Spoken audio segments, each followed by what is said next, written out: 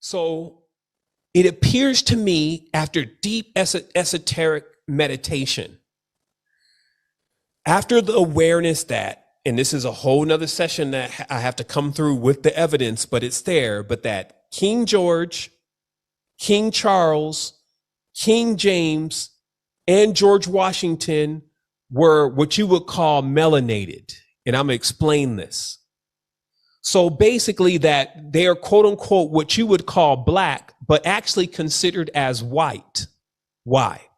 Because anybody in this time that came over from Europe, Ireland, or Scotland to what you're calling right now North America was classified in the documents as white, no matter what their skin tone was.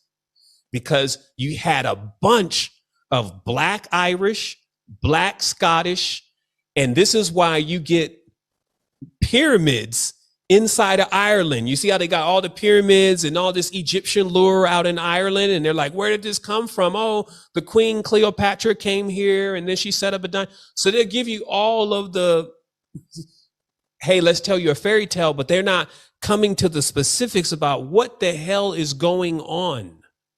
Why is it necessary to erase people from history? What was going on? And so we find out that basically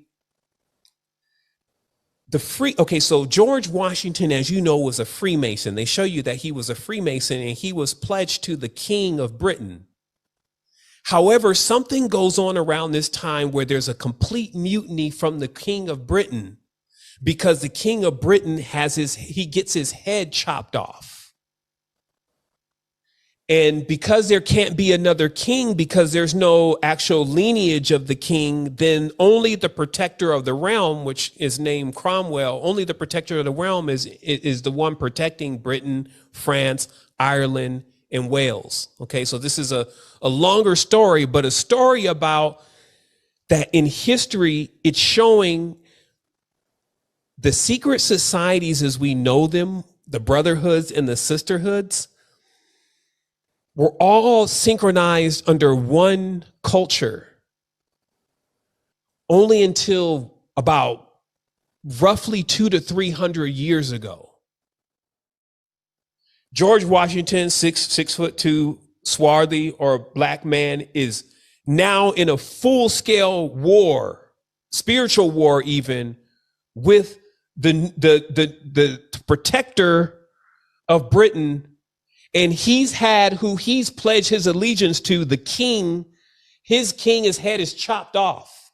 So they're fleeing to create these colonies in what was then what you're calling North America. They're fleeing to create these colonies in a place that's already fully populated with what you're calling our Aboriginal tribes. Many of them also Freemasons and having lodges. What is Freemason? What is a lodge? It's basically a armory. It's a what would you call Michelle would be good at this, but it's an embattlement inside a foreign territory. It's a fortress inside of a foreign territory. So what you would see is that Masonic lodges and agreements and treaties was going all over the world, because those were the actual attachment offices to the king's empire. But I'm telling you, those kings, those Germans even, were all black. But now this is where it gets interesting. They're black because their skin is dark, but if you look at them, they look white. And there's a mystery here. Nobody can seem to crack it that even knows about it. It's like how you see Dravidians. They got blue eyes and blonde hair and black skin.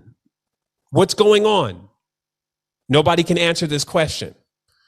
I believe I've found the answer to this question.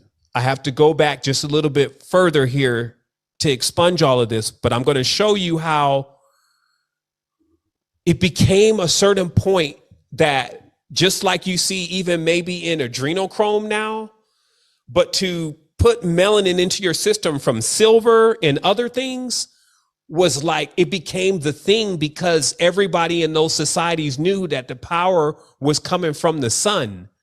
And the more that you could interface with the sun, with elements inside of your body, which also turned your skin dark or tan, which meant serpent, the more that you could interface into this regenerative energy, because more specifically, the skin is the serpent part of our body. It's called the derma or the dream.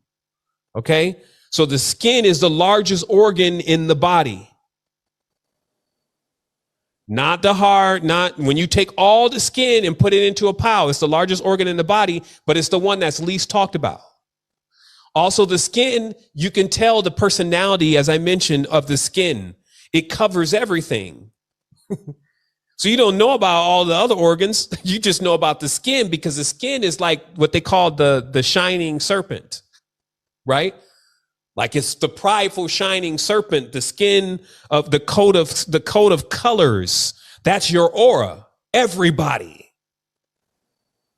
But it was a practice, just like we are eating certain elements now, supplements now, that you should consume things that allow you to interface with the sun. And that was the secrets within the secret societies. And this is why you had even, again, Dravidians, Bohemians, everybody, as Benjamin Franklin said, Russians, Germans, of a swarthy complexion, meaning of a darker skin tone.